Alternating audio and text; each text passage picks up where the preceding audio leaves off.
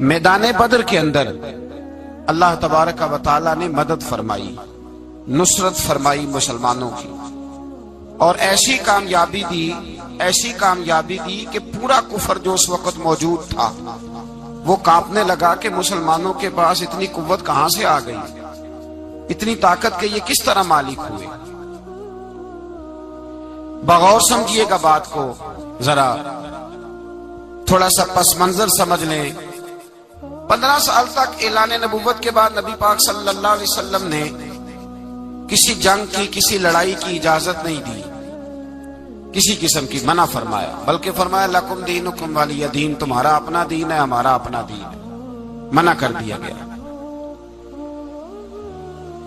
مسلمان ہجرت کر کے آ گئے مکہ سے مدینہ، لیکن یہاں بھی قریش مکہ اور کفار مکہ نے عالم اسلام کو، مسلمانوں کو، نبی پاک صلی اللہ علیہ وسلم کو سکون سے بیٹھنے نہیں دیا، پریشان کرتے رہتے تھے۔ یہ کیا کرتے کہ مسلمانوں کو مدینے آ کے تنگ کرتے، گھر تک آ جاتے۔ مکے کے قریش مدینے کے قریب آ کے مسلمانوں کو لوٹ کے لے جاتے۔ کئی دفعہ ایسا ہوا کہ انہوں نے آ کر کے یہاں سے بکریاں، اونٹ اور کئی اور چیزیں چوری کر کے لے گئے۔ مسلمان پریشان رہنے لگے۔ اللہ پاک نے طاقت دے دی، قوت دے دی مسلمانوں کو۔ حضرت عمر فاروق جیسے لوگ کلمہ پڑھ گئے، حضرت امیر حمزہ جیسے لوگ آ گئے، حضرت ابو عبیدہ بن جراح جیسے لوگ آ گئے، حضرت سیدنا سعد بن ابی وقاص جیسے دلیر اللہ نے عالم اسلام کو عطا فرمائے۔ قوت آ گئی۔ حرِّضِ المؤمنین علی القتال، محبوب اختیار کرے مومنوں کو لڑائی کے لیے۔ یہ بات قابل غور ہے۔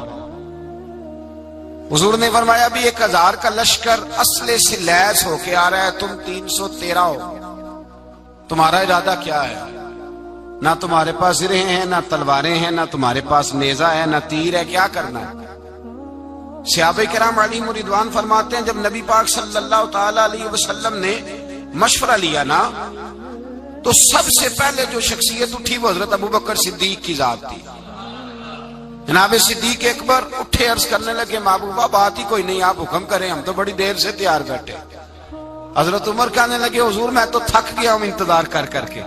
اور شیر خدا مولا کائنات علی المرتضیٰ رضی اللہ تعالیٰ عنہ کہنے لگے محبوبہ زنگ لگ گیا میری تلوار کو، زنگ لگ گیا، کوئی موقع ملے دیواریں ہلتی رہتی ہیں اور در کانپ جاتا ہے، علی کا نام سن کے اب بھی خیبر کانپ جاتا ہے۔ فرمایا حضور زنگ لگ گیا، مہربانی کریں، جلدی کریں، ہم تو تیار بیٹھے۔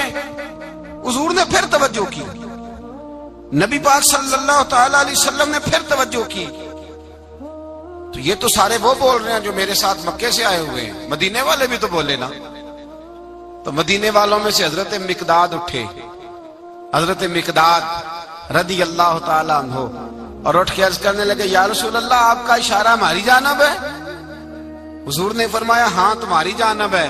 تو کیا خوبصورت جواب ہے، اور کیا انداز تکلم ہے، اور کیا گفتگو بے حسن ہے، اور کیا پس منظر ہے، اور کیا دلیل ہے، اور کیا تاریخ کا مطالعہ ہے۔ حضرت مقداد کہنے لگے یا رسول اللہ ہم کوئی حضرت موسیٰ علیہ السلام کی قوم نہیں کہ آپ سے کہیں گے آپ لڑے یا آپ کا خدا لڑے۔ یا رسول اللہ ہم خشکیوں میں بھی لڑیں گے، دریاؤں میں بھی لڑیں گے، ہم خشکیوں دشت تو دشت ہیں، صحرا بھی نہ چھوڑے ہم نے، اور بحر ظلمات میں دوڑا دیے گھوڑے ہم نے۔ کہا حضور ہم وہ نہیں ہیں کہ جو آپ سے کہیں گے آپ لڑیں اور آپ کا خدا لڑے، ہم تو تیار ہیں، آپ جلدی کریں۔ پھر حضرت سعد اٹھے، سعد بن عبادہ رضی اللہ تعالی عنہ اٹھے اور کیا خوبصورت عرض کیا، کہا یا رسول اللہ کس سے لڑنا ہے؟ حضور بولیے ذرا یا رسول اللہ۔ حضور نے فرمایا قریش مکہ سے۔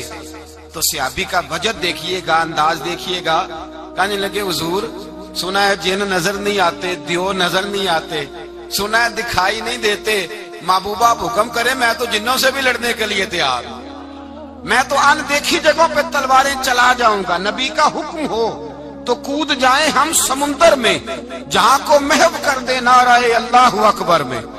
یا رسول اللہ حکم کریں کس سے لڑنا ہے؟ میرے نبی پاک خوش ہو گئے، हुजूर खुश हुए, चेहरे पे मुस्कुराहट दौड़ी। फरमाया तुम पर कोई गलबा पा ही नहीं सकता। फरमाया चलो अब उठो चलें, ना तलवारें हैं ना घोड़े हैं, ना कोई शय है, ना पास असला है, ना कोई बाजार ताकत है। हुजूर उठे तो एक नन्हा मुजाहिद हजरत साद बिन अबी वकास के छोटे भाई उमैर बिन अबी वकास, कद छोटा। हुजूर ने फरमाया साद चले उमैर रह जाए, साद चले और उमैर ये छोटे। हजरत साद कहते मेरी उम्र अभी उस वक्त थोड़ी थी, मैं 16-17 साल का जवान था, तो भाई उससे भी छोटे थे। फरमाया तू रह जा। अल्लाह अकबर। तो कहते हैं देखो उम्र देखो और मनाने का अंदाज क्या है। जा रहे हैं जिहाद के लिए, तो बच्चा रो नहीं पड़ता घर में। हजरत उमैर रोने लगे, कहने लगे नहीं नहीं मैंने भी जाना है। रोना कहाँ जाना है भाई? कोई खेलने जा रहे हैं, कोई खेलने जा रहे हैं, सैर को जा रहे हैं, कोई जो है वो किसी तफरीह के लिए निकल रहे हैं। नहीं मैंने भी जाना है। हुजूर ने फरमाया बेटे तलवारों की छाओं में जा रहे हैं, वहां गर्जदार आवाजें होंगी, वहां सीने कटेंगे, गर्दनों पे ज़रब लगेगी। तो हजरत उमैर बिन अबी वकास ने ना अपनी एड़ियां उठा ली, पंजों के बल खड़े हो गए, कहने लगे सोनिया मैं गर्दन कटाने को तैयार हूं। तो हुजूर ने फरमाया तेरा बड़ा भाई चला जो है। हजरत उमैर कहने लगे हुजूर कद में बड़ा है, ताकत में नहीं बड़ा। कद में बड़ा है, ताकत में। कहा ये कद में बड़ा है, जिसामत में बड़ा है, ताकत में नहीं बड़ा। हुजूर ने फरमाया कैसे पता चलेगा? कहा हुजूर कुश्ती करा लें, कुश्ती करा लें। चश्मे फलक ने अजीब नजारे देखे, महबूबा कुश्ती करा लें। हुजूर ने फरमाया करो कुश्ती, करा लेते, करो कुश्ती। कुश्ती शुरू हुई। सुभान अल्लाह, कैसी अजीब और मुनफरद कुश्ती है। हजरत साद बिन अबी वकास रदी अल्लाह तआला अन्हु कहते हैं मेरा भाई पहलवान कुश्ती से पहले गले मिलते हैं ना, तो कहते हैं गले मिलने आए तो हजरत उमैर मेरे कान में कहने लगे तेरा तो नंबर लग ही गया है, और महबूब जिसे कबूल कर ले फिर उसे दरगुजर उसे रद्द नहीं करते, तेरा तो लग गया है। तो यार चल थोड़ी देर के लिए गिर जा भाई, जो हुआ चल थोड़ी देर के लिए गिर जा, मैं भी सिलेक्ट हो जाऊंगा, तेरा क्या बिगड़ेगा। कुर्बान जाए। इमाम जुरकानी कहते हैं नबी पाक की आंखों में आंसू आ गए। हुजूर ने बात सुनी तो रो पड़े। फरमाया हम पर भी कोई गलबा पा सकता है? जिस कौम के 14-14 साल के बच्चे लड़ने को तैयार हों उन्हें कोई गिरा सकता है? तू फिजाए बदर पैदा कर, फरिश्ते तेरी नुसरत को उतर सकते हैं गर्दों से, कितार अंदर कितार। अब भी थोड़ी देर के लिए भाई आपस में लड़े, गुत्थम गुत्था हुए, फिर बड़ा गिर गया, छोटा पुश्त सीने पे सवार हो गया। मेरे रसूल पाक ने फरमाया चलो भाई तुम्हारा दोनों का जाना ही मकबूल हो गया है, चलो। ये अंदाज था। निहत्ते 313 बशर शौके शहादत में। निहत्ते उसको कहते हैं जिसके पास असला ना हो। निहत्ते 313 बशर शौके शहादत में निकल आए थे मैदान में मोहम्मद की कयादत में। न तेगो तीर पे तकिया, न खंजर पर न भाले पर, भरोसा है तो एक सादी सी काली कमली वाले पर। भरोसा है तो एक सादी सी काली, ज्यादा महंगी भी नहीं, सादी सी काली कमली वाले पर। भरोसा है तो एक सादी सी काली कमली वाले पर। मेरे मुस्तफा करीम अलैहिस्सलाम का लश्कर मैदान की जानिब, उधर कुफार जोशो खरोश से तय पाया रास्ते में। अबू जाल ने कहा कि रोज एक सरदार ऊंट ज़िबा करेगा, गाने गाने वाली औरतें गाने गाएंगी, बदर की फिजा देख लें, गाने वाली गाने गाएंगी, रोज एक ऊंट ज़िबा होगा, शराब के दौर चलेंगे माज़अल्लाह, और मुसलमानों के खिलाफ जोश पैदा किया जाएगा। इधर खाने के लिए शायद कोई नहीं, कोई ताकत नहीं। तो यहां क्या होगा? मेरे हबीब ने फरमाया रातों को सजदे करेंगे, दिन को उठ के अल्लाह अकबर के नारे लगाएंगे। यहाँ इबादतें हैं, रियाजतें। मेरे रसूल करीम सैयद आलम सल्लल्लाहु ताला अलैहि वसल्लम से पहले कुफार पहुंच गए। उन्होंने पहुंचकर बदर के मैदान में कब्जा किया, जहां कुएं थे सब पे कब्जा कर लिया। जो जमीन खुश्क थी, रेतली थी, वो छोड़ दी, और जो जमीन हमवार थी उस पर कब्जा कर लिया। जब नबी पाक सल्लल्लाहु अलैहि वसल्लम तशरीफ लेकर के गए تو ریتلی زمین، تپتی ہوئے صحرا، 17 رمضان کا دن صحابہ نے روزے رکھے ہوئے، روزے رکھے ہوئے صحابہ نے کیا کیا ہوا ہے؟ کیا کرنے گئے؟ پکی گل لے تو بولے تھوڑے ہو نا، میں کہ شاید کچھ حق ہوئے، کیا کرنے گئے تھے؟ روزہ رکھ کے۔ اللہ خیر ہی کرے، ہمارے یہاں تو روز نیا بہانا ہوتا ہے، کہتے میں کام تے جانا، میرا تو نہیں نہ بنتا، روز نیا بہانا ہے، کہتے نہیں میں تو مزدور آدمی ہوں۔ کس طرح کی بات کرتے ہو؟ اللہ نے فرض کیا ہے تو اس کا مطلب ہے کہ گزارا ہو سکتا ہے، چل سکتا ہے، تبھی تو فرض کیا ہے۔ حضور نے فرمایا روزے کھول دو بھائی، پر کون کھولے؟ کوئی نہیں تیار۔ اب اللہ کے رسول نے خود گھوڑے کے اوپر بیٹھ کر کھجور کھائی دوپہر کے وقت، جب حضور نے کھولا تو تب سب نے کھولا۔ 17 رمضان نبی پاک صلی اللہ علیہ وسلم کے آنے سے پہلے انہوں نے کنووں پہ بھی قبضہ کر لیا، ہموار زمین، حضور آئے تو ریتلی زمین ملی، وہیں صحابہ نے ڈیرے لگائے۔ اب پانی کوئی نہیں، کوئی شے نہیں، تپتا ہوا صحرا، اوپر سے سورج گرمی برسا رہا ہے۔ حفیظ جلندری کہتے ہیں کہ زمین دعا مانگنے لگ گئی، زمین دعا مانگنے لگی، زمین کہنے لگی خدا بندہ مہربانی فرما، تیرے رسول آئے ہیں تو اب ذرا مجھے ٹھنڈا نہیں کر دیتا۔ حفیظ جلندری کا نظریہ ہے، وہ کہتے ہیں زمین دعا مانگنے لگی، زمین کہنے لگی مولا تیرے حبیب کے قدم جب میری اس خاک پہ آئے، الہی حکم دے سورج کو اب نہ آگ برسائے۔ زمین کہتی ہے تیرے حبیب کے قدم جب میری اس خاک پہ آئے، الہی حکم دے سورج کو اب نہ آگ برسائے، میرے دامن سے گر ان کو ہوائے گرم آئے گی تو مجھ کو رحمت للعالمین سے شرم آئے گی، میرے دامن سے گر ان کو ہوائے گرم آئے گی تو مجھ کو رحمت للعالمین سے۔ زمین کہنے لگی مجھے شرم آئے گی کہ محبوب آئے ہیں اور میں، یا اللہ مہربانی کر۔ حفیظ جلندری، ویسے تو حضور کی دعا، صحابہ کی دعا سب کی بات ہے، وہ کہتے ہیں زمین نے دعا مانگی، جب دعا مانگی تو اللہ نے بارش عطا کر دی۔ حضور نے فرمایا لو بھی حوض بنا لو، پانی بھر لو۔ صحابہ کہتے ہیں چھوٹے چھوٹے حوض بنا لیے، پانی ہم نے ان کے اندر جمع کر لیا، جانوروں کو پلایا، خود بھی ہم نے وہ پانی رکھا وضو کے لیے، غسل کے لیے۔ فرماتے ہیں اب ریتلی زمین تھی تو سمجھ لیں بارش پڑنے سے پکی ہو گئی، ان کی جانب کیچڑ ہو گیا، پانی ختم ہو گیا، کافروں کی طرف ختم ہو گیا۔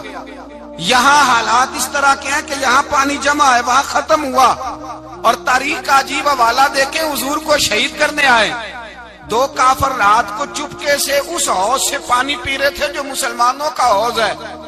ایک صحابی کہنے لگے حضور کافر پانی پی رہے، ہمارے حوض سے ماروں؟ حضور نے فرمایا نہیں، کافر ہوئے تو کیا ہوا، مخلوق تو ہے نا اللہ کی، پینے دو، پینے دو، ہمارے دروازہ رحمت سے کوئی خالی جا سکتا؟ ایسا کی تیری خیر تیرے میں کدے کی خیر، ایسی پلا کی جس کا نشہ عمر بھر رہے، اور پلا کے گرانا تو سب کو آتا ہے، مزہ تو تب ہے کہ گرتوں کو تھام لے ساکی۔ کہا نہیں، پینے دو انہیں۔ میرے رسول کریم سید عالم صلی اللہ علیہ وسلم نے میدان بدر میں پڑاؤ کیا، کافر ساری رات دندناتے رہے، شور کرتے رہے۔ جاسوسی کا ایک معیار ہوتا تھا، اب تو فوجوں کی وردی ہوتی ہے، پہچانے جاتے ہیں فوجی کس ملک کے ہیں، کس علاقے کے ہیں، کس جگہ سے ان کا تعلق ہے۔ اس زمانے میں کوئی وردی نہیں ہوتی تھی، ہر قبیلے کا آدمی ہوتا تھا تو لوگ گھس جاتے تھے، جاسوسی آسان ہوتی۔ آئے رات کا وقت ہے تو کچھ جاسوس بھیجے ابو جہل نے، کہا پتہ کر کے آؤ بندے کتنے، اسلحہ کتنا ہے، جوان کتنے، بوڑھے کتنے، ان کا انداز کیا ہے، سارا معلومات کر کے آؤ، کفر کی جو معلومات ہیں اس پر ذرا غور کریں۔ اب وہ شخص آیا، جا کے ابو جہل سے کہنے لگا 313 ہیں، 6 زر ہیں اور 8 تلواریں، کوئی کھانے پینے کا سامان نہیں، اور کچھ بچے بھی ہیں، کچھ بوڑھے بھی ہیں، عمیر بن ابی وقاص بھی ہیں، ابو عبیدہ بن جراح جیسے بوڑھے بھی ہیں، کچھ لمبا چوڑا انتظام کوئی نہیں۔ ابو جہل بڑا کھلکھلا کے ہنسا، جاسوس واپس آئے نا تو کھلکھلا کے ہنسا، کہنے لگا اس طرح کرو کہ جنگ کرنے کی ضرورت نہیں، انہیں نا صبح سب کو گھوڑوں کی پشتوں پہ باندھ کے نا تو لے چلتے ہیں مکے، وہاں جا کے دیکھیں گے ان کا کیا کرنا ہے۔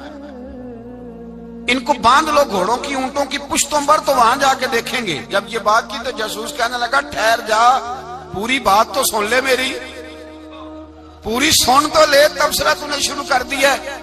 اس نے کہا چل سنا پوری.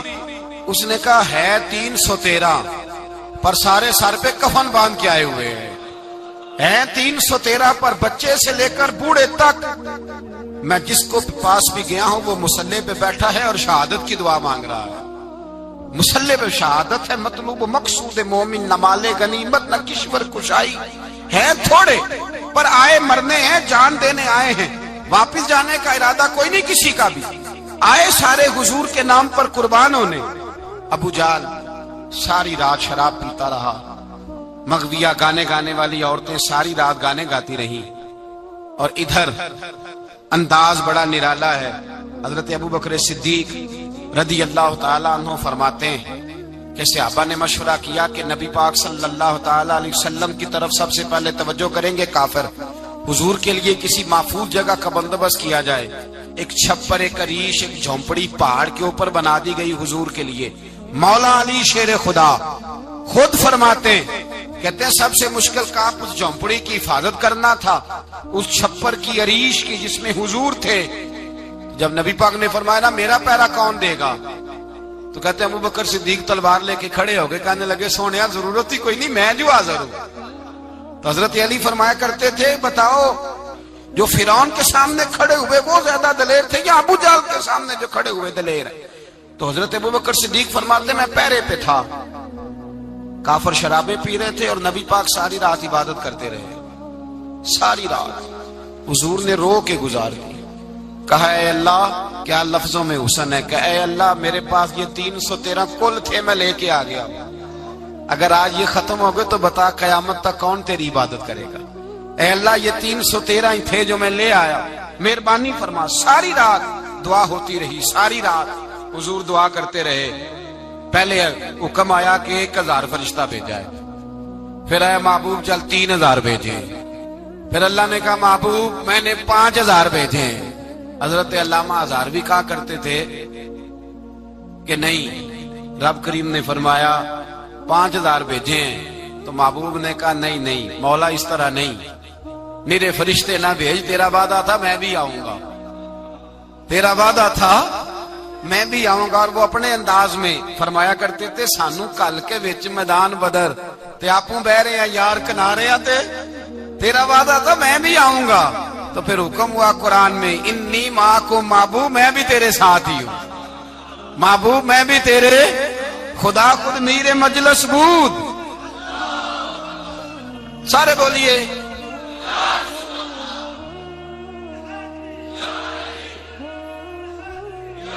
بھئی.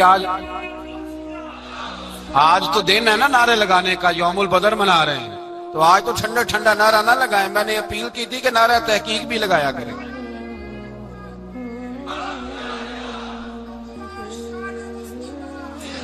تو بھائی یہ یاد رکھیں, سمجھے اس بات. فرمایا حضرت ابو بکر صدیق فرماتے ہیں پہلے 1000 پھر 3000 پھر 5000 فرشتے آئے, اور جوک در جوک فرشتے آئے. کہتے ہیں سرکار ساری رات روتے رہے, ساری رات. تیرے صرف اسلحے سے ہی اللہ کی مدد نہیں آئے گی, تو نے ایٹم بم بنا لیا اور توفیق عید کی نماز کی بھی نہیں, اس سے تھوڑی مدد آئے گی. میرے مصطفیٰ کریم سید عالم صلی اللہ علیہ وسلم نے فرمایا, امت کو درس دیا, اسلحہ بھی جمع کرنا, طاقت بھی اکٹھی کرنا, صفیں بھی بنانا, اپنے اندر اتحاد بھی پیدا کرنا. لیکن اگر تم نے کفر پر غلبہ حاصل کرنا ہے تو اس کے لیے خدائی مدد کی ضرورت ہوگی. اگر تم سے اللہ کی مدد روٹ گئی تو جتنے مرضی اسلحے جمع کرتے پھرو, جتنی مرضی طاقتیں اکٹھی کرتے پھرو, جس قدر مرضی تم ایٹم بم بناتے پھرو, جب خدائی مدد ہی تمہارے ساتھ نہیں تو کیسے نظام چلے. تو حضرت ابو بکر صدیق فرماتے ساری رات, حتیٰ کہ میں بے چین ہو گیا. حضور سجدے میں تھے تو میں حضور کے اوپر لیٹ گیا. میں نے کہا محبوب بس کریں, اٹھ کے دیکھے تو صحیح میرے اللہ نے کتنی مدد نازل فرما دی ہے. صبح رسول پاک تشریف لائے, صحیح مسلم, ابو داؤد, کتابوں کے نام یاد رہیں گے. حضرت انس بن مالک حدیث کے راوی ہیں, کہتے ہیں حضور اٹھے اور ایک دن پہلے چھڑی لے کے میدان میں آئے, ایک دن پہلے اٹھے. دیکھو میرے محبوب کے علم کی شان. میرے اعلیٰ حضرت فرماتے ہیں اور کوئی غیب تم سے نہا ہو بھلا جب خدا ہی نہ چھپا رہا. اور کوئی غیب تم سے نہا ہو بھلا جب خدا ہی نہ چھپا رہا. تم پر کروڑوں درود. اور ہمارے ایک شیخ تھے علامہ تحسین رضا صاحب رحمۃ اللہ علیہ, ان کا بڑا خوبصورت شعر ہے. وہ فرمایا کرتے تھے علم غیب رسول کے منکر اس حقیقت کو بھول جاتے ہیں. غیب مانا کہ راز ہے لیکن راز اپنوں سے کب چھپاتے ہیں. راز مانا, غیب مانا کہ راز ہے لیکن راز اپنوں سے کب چھپاتے ہیں. ایک دن پہلے حضور میدان میں آئے, صحیح مسلم کی حدیث ہے, اور محبوب پاک صلی اللہ علیہ وسلم کی دست مبارک میں چھڑی ہے. حضرت انس کہتے ہیں حضور میدان میں آئے اور حضور نے لکیر کھینچی. فرمایا کل یہاں ابو جال مرے گا. کب مرے گا؟ یہاں مرے گا. فرمایا یہاں عتبہ مرے گا, یہاں عتبہ مرے گا, یہاں ولید مرے گا. حضرت انس فرماتے ہیں میری لکیروں پہ نظر تھی, لوگ جنگ لڑتے رہے, میں لکیریں دیکھتا رہا. اللہ کی عزت کی قسم جہاں حضور نے چھڑی رکھی تھی جو مرا وہیں آ کے مرا ہے. جو مرا ہے وہیں آ کے. جو دن کو کہہ دیا دن ہے تو دن نکل آیا. جو شب کو کہہ دیا شب ہے تو رات ہو کے رہی. خدا نے ان کی زباں کو وہ اختیار دیا, جو نکلی منہ سے ان کے وہ بات ہو کے رہی. فرمایا جہاں حضور نے چھڑی رکھی تھی جو مرا ہے وہیں آ کے مرا ہے. میرے رسول کریم سید عالم صلی اللہ تعالی علیہ وسلم نے اگلے دن صبح اٹھ کے صف بندی بنوائی. حضور نے اپنے ہاتھ کے اندر چھڑی لے لی. فرمایا چلو ابھی صفیں سیدھی کرو. کیا کرو؟ کرانی چاہیے نا صفیں سیدھی, ہمیں کر بھی لینی چاہیے نا. حضور نے فرمایا تم صفیں سیدھی کرو, اللہ تمہارے دل سیدھے کر دے گا.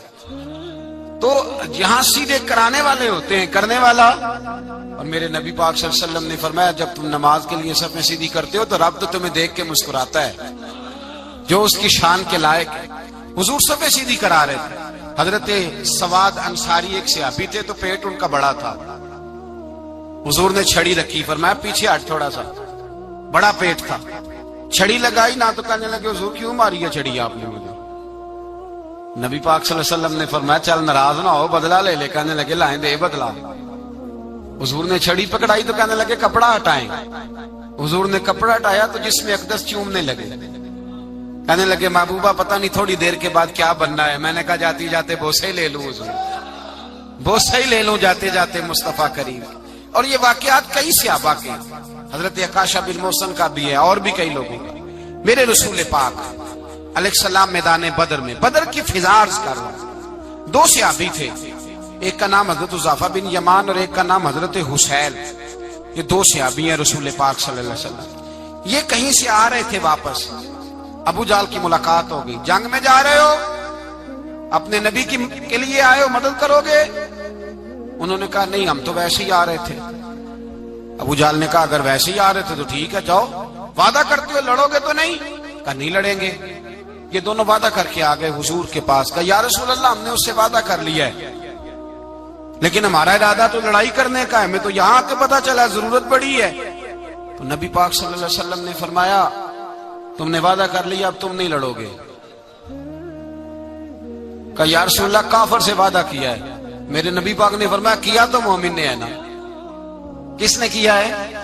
اللہ اکبر. کوئی وعدوں کی پاسداری نہیں کرتا.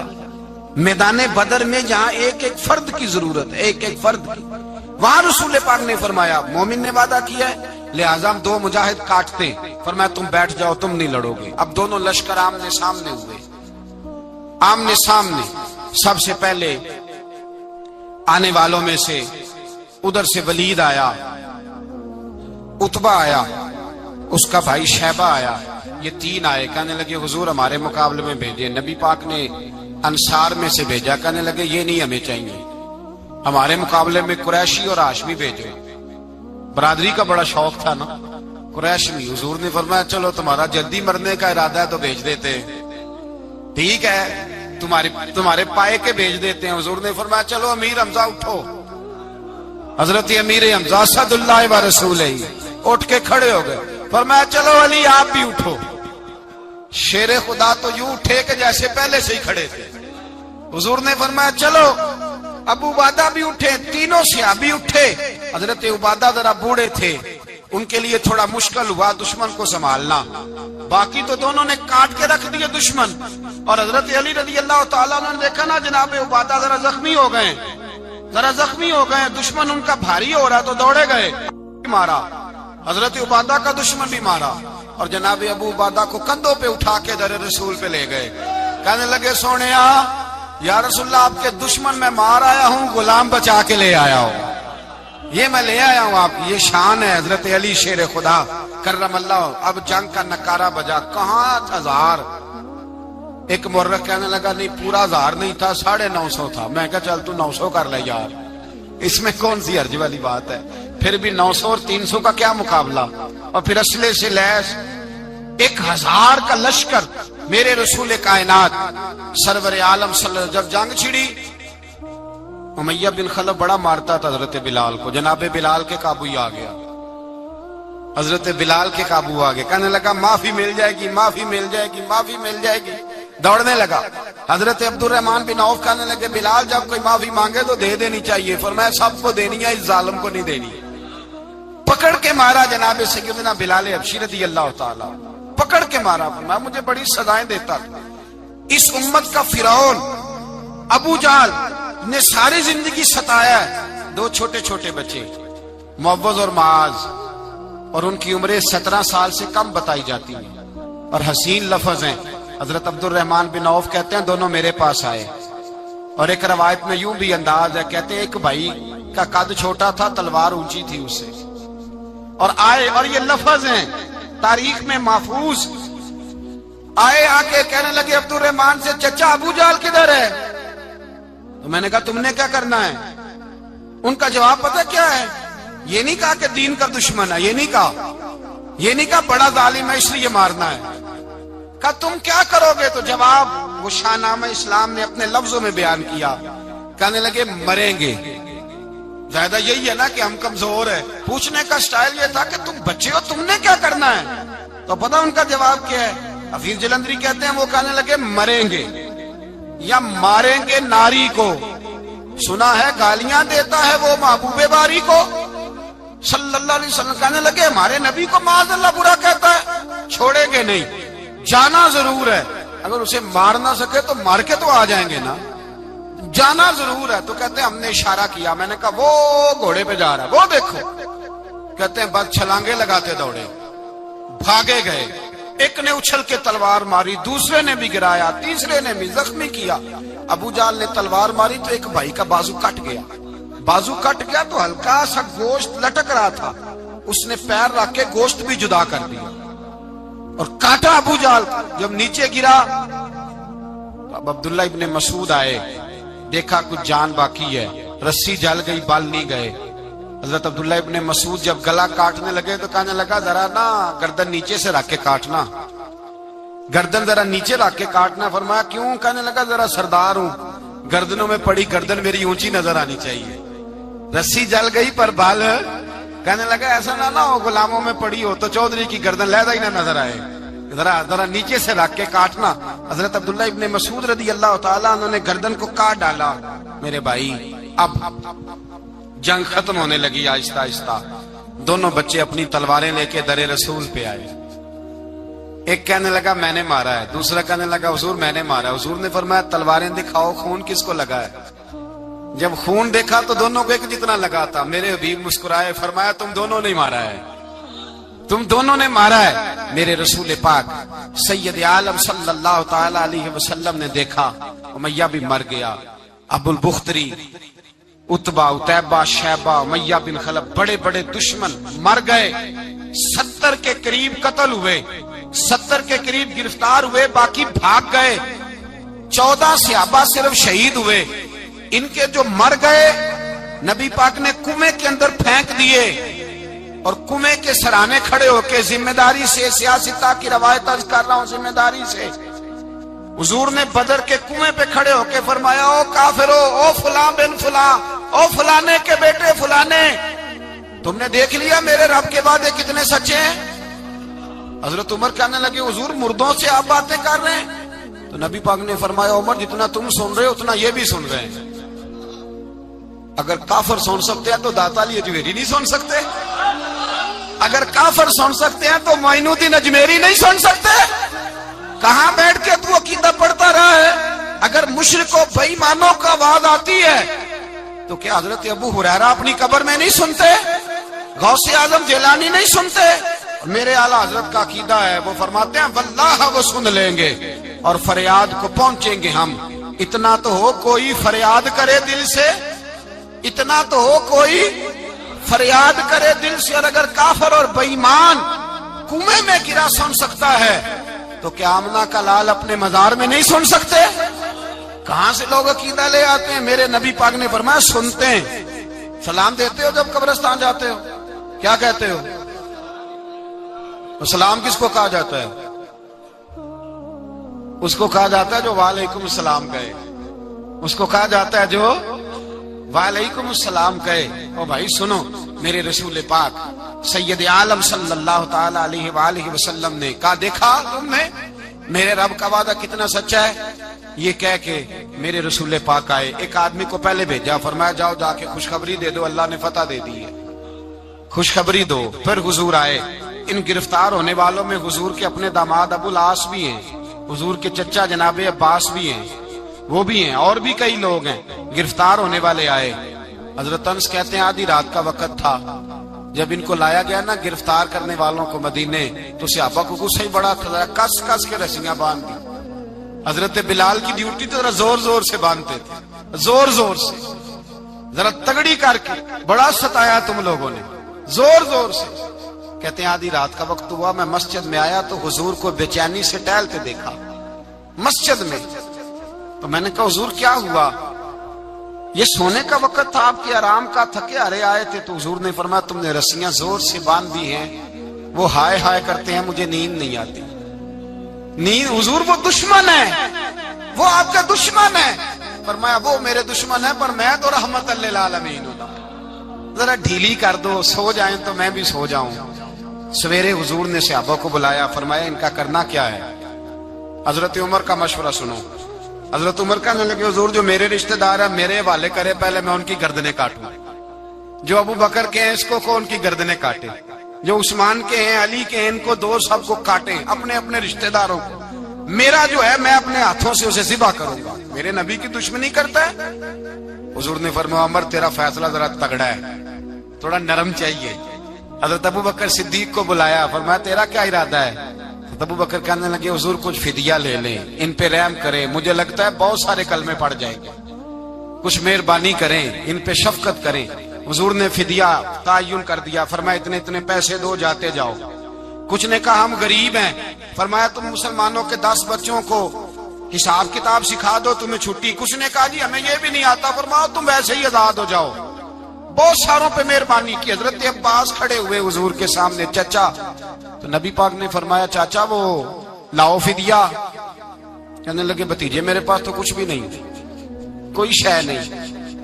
تو حضور نے فرمایا چاچا وہ جس دن تم آ رہے تھے کمرے کا دروازہ اندر سے بند کر کے اتنی بڑی سونے کی اینٹ میری چاچی کو دی تھی، کہا اگر میں بچ کے آ گیا تو ٹھیک ہے، نہ آیا تو تمہارے لیے کافی ہوگی، وہ کدھر ہے؟ خیال آیا، حضرت عباس کانپنے لگے۔ یہ سن کر حضرت عباس پر راشا ہوا طاری کہ پیغمبر تو رکھتا ہے دلوں کی بھی خبرداری۔ خیال آیا مسلمان نیک و بد پہچان جاتے ہیں اور محمد آدمی کے دل کی باتیں جان جاتے ہیں۔ کہنے لگے وہ کدھر ہے؟ جناب عباس کہنے لگے محبوبہ وہ تو فدیہ تو میں دوں گا ہی اب، لیکن میں مان گیا ہوں آپ اللہ کے سچے رسول ہیں، اس لیے کہ میرے اور میری بیوی کے علاوہ کسی کو اس بات کی خبر نہ تھی۔ اسی جنگ میں حضرت ختیجہ کا وہ ہار آیا جس کا تذکرہ میں پچھلے دنوں کر چکا، اللہ تعالیٰ نے فتح دی۔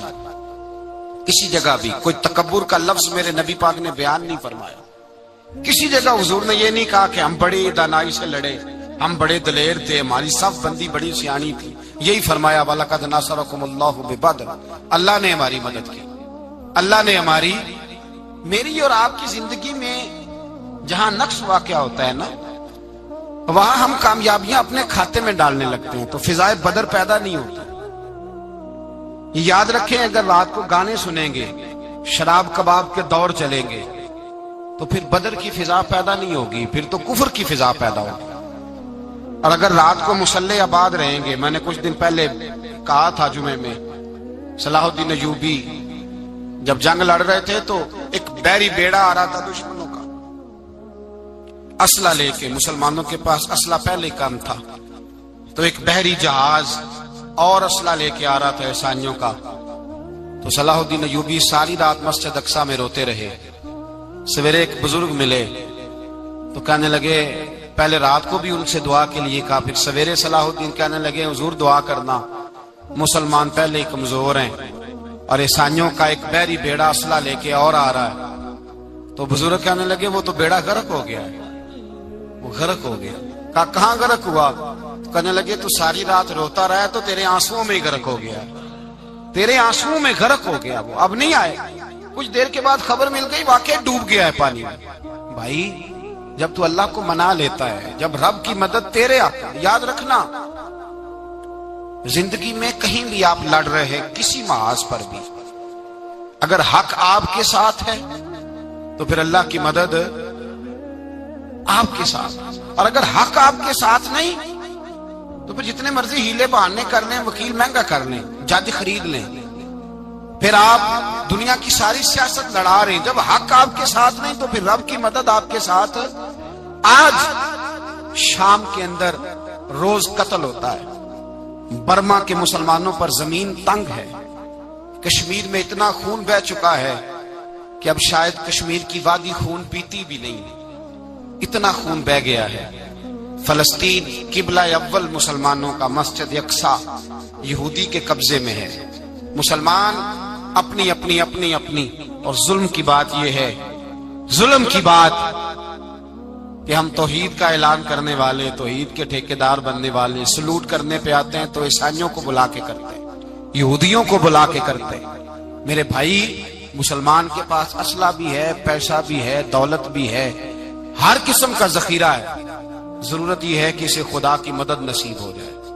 اللہ کی مدد جب تھی تو اسلحے کی ضرورت نہ تھی، جب تک خدا کی فضائے بدر پیدا کرے، فضائے بدر پیدا کرے۔